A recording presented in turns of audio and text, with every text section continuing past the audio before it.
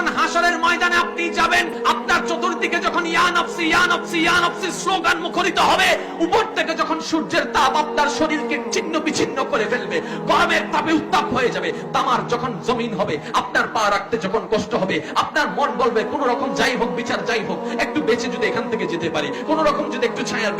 ব্যবস্থা করতে পারি, এখানে যদি একটু পানির ব্যবস্থা হয়, যখন আপনি বেসাহারা হয়ে যাবেন, যখন আপনি আপনার আত্মীয়কে খুঁজবেন, সবাই আপনার থেকে মুখ ফিরাই ফেলবে, আপনার মা বাবা আপনার থেকে চেহারা ঘুরাই ফেলবে, আপনার কলিজার টুকরা বন্ধুরা আপনার হাত ছেড়ে দিবে, আপনার ভাই বোনেরা আপনাকে লাত্তি মেরে ফেলে দিবে, যখন আপনার কাছের মানুষরা আপনাকে দূরে ধাক্কা মেরে ফেলে দিবে, যখন আপনি বেসাহারা হয়ে যাবেন, আপনি যখন নিরুপায় হয়ে যাবেন, হঠাৎ করে একটা আওয়াজ শুনবেন, রব্বি হাবিলি উম্মতি, রব্বি হাবিলি উম্মতি, রব্বি হাবিলি উম্মতি, রব্বি হাবিলি উম্মতি, রব্বি হাবিলি উম্মতি। মনের মধ্যে একটু সাহস অনুভব করবেন, এই মুষ্টি আওয়াজ কোন জায়গা থেকে আসে? কই মা তো আমাকে ডাক দিল না, বাবা তোমাকে ডাক দিল না, কে আমাকে ডাক দিল? তখন উত্তর আসবে, আনা নবিয়ুন, আমি তোমার নবী, আমি তোমার নবী, আমি তোমার নবী, আমি তোমার নবী। ইয়া রাসূলুল্লাহ, যাদের আপন ভাবলাম সবাই ভুলে গেল, আপনাকে স্মরণও করলাম না দুনিয়ার জগতে, আপনি আমাকে এত স্মরণ করলেন। নবী বলবেন, তুই তো আমার উম্মত, তুই তো আমার উম্মত, তুই তো আমার উম্মত, তুই তো আমার উম্মত, লা তাহজান, চিন্তা করিস না,